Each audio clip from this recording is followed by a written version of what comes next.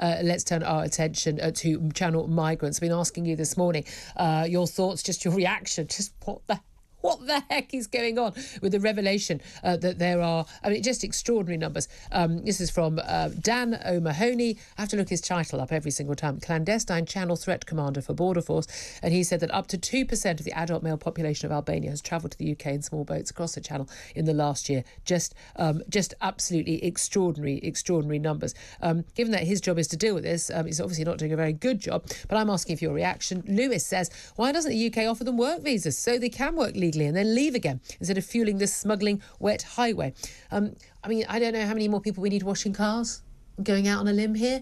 Trish says, Great Britain, more like screwed Britain. Lucy says, used to hearing about it and there's nothing I can do about it. So how am I supposed to react? Diana says, welcome to Benefit Street, where outsiders get everything handed to them on a plate in flash hotels and someone with 44 years stamp gets a £2,500 gas bill. Cheers. I think there's a lot of people who feel that way. John says, Brexit's still going well then, taking back control of our borders. Yeah, that's kind of one of my issues here. Eddie says, disgusted. This needs to be stopped as soon as possible. Our country can't afford this and it's turning into a huge problem. Jill says, who's taking advantage of them? Are they being sent here by human traffickers? Why are they here? Well, let's put all those questions to Stephen Wolfe. He's director of the Centre for Migration and Economic Prosperity. Good morning to you, Stephen. Good morning, Julia. I think one person in the country who was not stunned by those figures yesterday would have been you. You've been following all this very, very closely. We've seen again and again these new numbers coming in about how many people who are arriving in this country who are not fleeing from war and hardship and persecution and torture. And I don't think Albania is probably the greatest country to live in. But unfortunately, it shouldn't be our problem here in the UK, should it?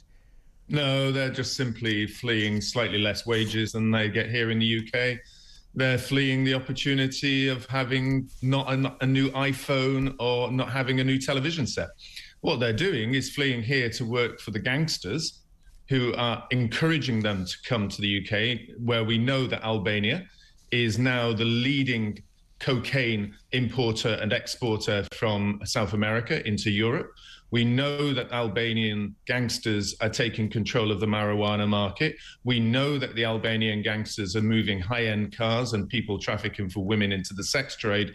And to have 1 to 2% of the Albanian men come into our country just shows how strong and how powerful these people traffickers and smugglers and gangsters are working together just to laugh in the face of the French, the Europeans, and of course, the British Home Office, who are failing cataclysmically to stop the people traffickers getting into the UK. Well, absolutely. This clandestine Channel Threat Commander for Border Force, Dan O'Mahony, he's been pretty clandestine because he doesn't seem to be actually doing much in terms of making this work.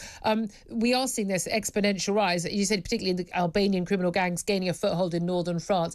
How much of this can be put down to failures of our government, failures of staff? How much can be put down to what's going on in France and why France is not tackling this issue? Because fundamentally, we have this issue that we can't get rid of these people. We can put it down to 100% to both of them. Look, the French don't give a damn.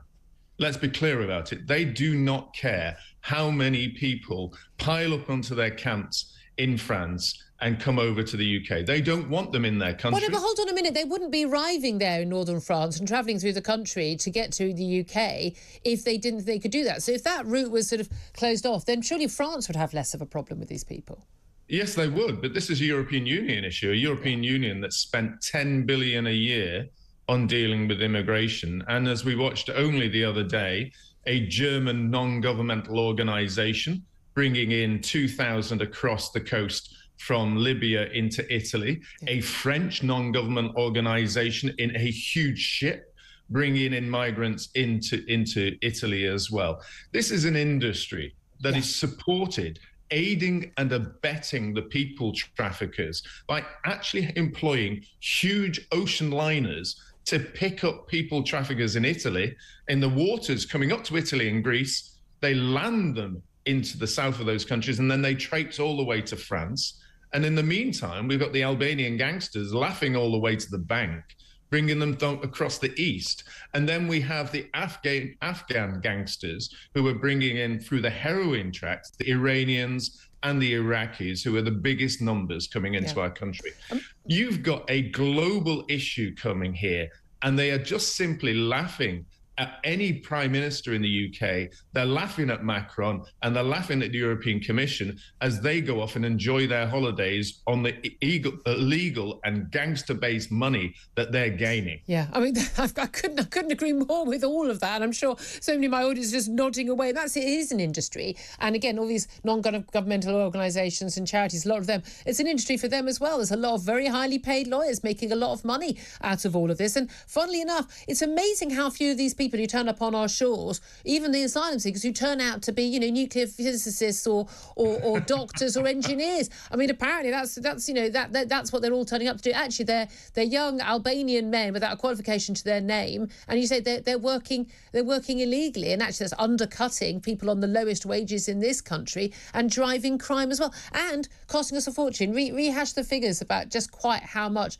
it is costing us a year to deal with this issue. Oh, this year will be in the region of about £8 billion, which will cost us the whole sum of people, from those arriving in the boats to the police picking them up, to the housing, which is now £7 million a day, to the extent that we can't find anywhere left to put them in, to the lawyers that are milking the system. Yeah. I mean, what's the answer?